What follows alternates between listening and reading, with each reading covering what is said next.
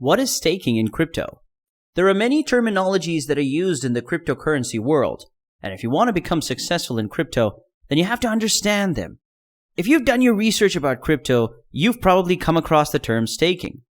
If you're not sure as to what that is, don't worry. I will explain to you what staking in crypto is, in the simplest way ever. But before you watch this video, you should first watch our video on what is proof of work. This is the method that the Bitcoin universe uses to know how much money everyone in the network has. If you understand the proof of work, you should not have a hard time understanding this. There's a link in the description below this video that will teach you proof of work if you'd like to learn or refresh your memory. Welcome to Crypto Sharks, the #1 channel for all things crypto. We use stories and analogies to help you simply understand complex topics. Please make sure to leave a like and subscribe so that we can keep helping you learn and make money. And if you have any questions or suggestions for future video topics, feel free to leave them in the comments section below, and I'll gladly get back to you. Before we can know what staking is, we must first understand what proof of stake is. There's also a video on what is proof of stake on our page, so make sure to check it out.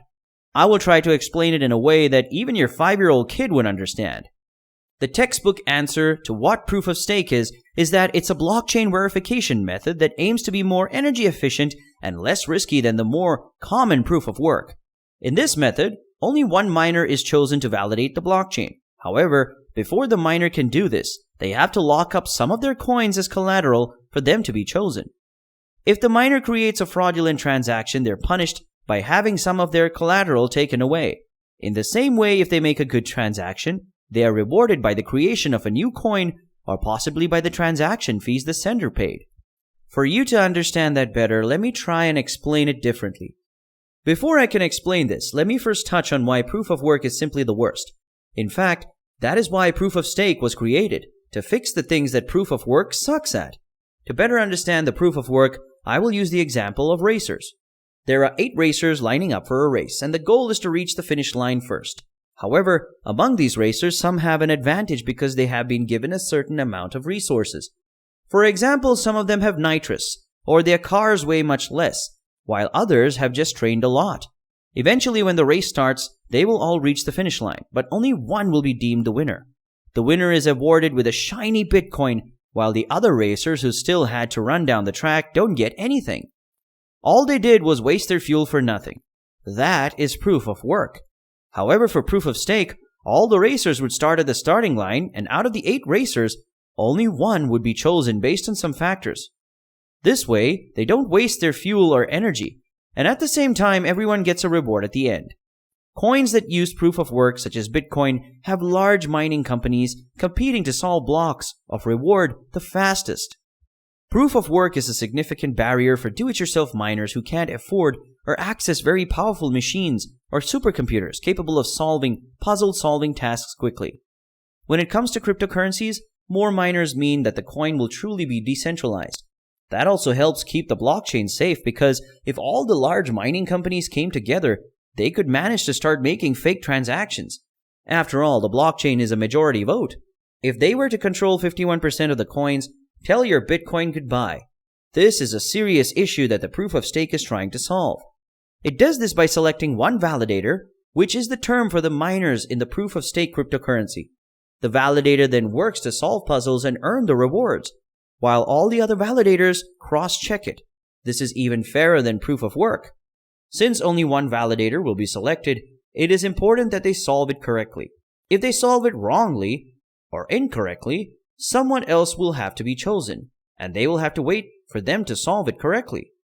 This would take time, and time is literally money when it comes to the crypto world. To ensure that they solve it correctly, these participants are told to lock up some of their coins, and other validators can actually cross-check. If the validator is found to be wrong, they are penalized, and some of their coins in the lockup are taken. So staking is the process of locking the coins up as collateral. In general, to participate in the proof of work coin, you have to have some of that coin. When you send it to lockup, you cannot use this coin once it has been locked. You also have to wait for the network to pick you as the next miner. When you're picked and you actually mine the correct thing, you are given what is known as a staking reward, which is usually some sort of coin. However, if you mine incorrectly, you will be penalized and lose some of the initial lockup coins. The process of selecting the validators is also very important.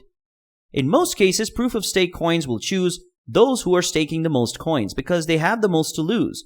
However, sometimes they're also chosen by how long they have been locking up those coins. Since they have them and they haven't lost them, that means they have been making a lot of good calculations. If they were chosen by how much stake they have and who has stayed the longest, that would be biasing the rich and large mining facilities secretly. To avoid this, they added a random number picker. I'm not sure how this works, but it is a factor in the validator selection process. There's always a good reason for the validators to check the blockchain correctly, and a good process to make sure there isn't a lot of wasted energy. What are the risks and rewards of staking? Staking your cryptocurrency will come with some great risks. Number 1. There's something called a locking period. When you decide to stake some of your coins, they will be moved into something known as a locked state. During this time, you can't move your coins, and you can't send them, and you can't even cash them out. Sometimes you're required to lock them up for a certain amount of time, mostly a minimum of 1 month, all the way to a year. Risk number 2. Validator commission. If you cannot set up the validation process, you don't have to do it yourself. You can decide to give your coins to someone who has the knowledge and the equipment suited for this. These platforms mostly ask for a validator commission because you are somehow renting these computers. This commission could end up cutting into your profit. Not only that, but they could also decide to run away with your deposit. Risk number 3. The reward's duration. The time it takes you to see your payout depends on the network you choose. It could be minutes, days, or even weeks. This is why it's advisable that before you choose a network, make sure you know its reward payout time. Risk number 4. Bad behavior. As we said, proof of stake is mostly built on validators. If the validation turns out to be the wrong one, you will end up losing some of your stakes. There's actually a very small probability of you getting the true validation. But the network says that it is the wrong one. However, nobody ever mentions this because it's rare for it to happen. But it is still a risk. But even with all this, what are the reasons for staking when you're still getting staking rewards? There are currently 4 really popular staking cryptocurrencies. Starting them off is Tezos. This one gives you about 6% of what you stake per year. You don't have to worry because Coinbase will do this for you. You don't have to set it up all on your own. However, when they do it for you, they will take about 1.5% of it, lowering your yearly return to about 4.6%. The second one is Cardano. This one gives you about 4 to 5%. Algo will give you about 8 to 10% in a year. Ethereum, which is currently working on switching to Ethereum 2.0, could give you up to 15%. However, it will probably give you about 4 to 7%, but not for at least another year or so. Proof of stake is not really that bad. In fact, it has more benefits than proof of work. However, this does not mean that it does not have its downsides either, like invalidating do-it-yourself GPU miners who want to participate without really having that much coin. But all in all, proof of stake is way better than proof of work. And that's it for today, guys. I hope you learned a lot from this video, and if you have any questions, feel free to ask them in the comments section below, and I will gladly answer them. Also, before you go, just hit the like button and subscribe to our channel for more amazing crypto videos. This has been the Crypto Sharks. Thank you so much for watching.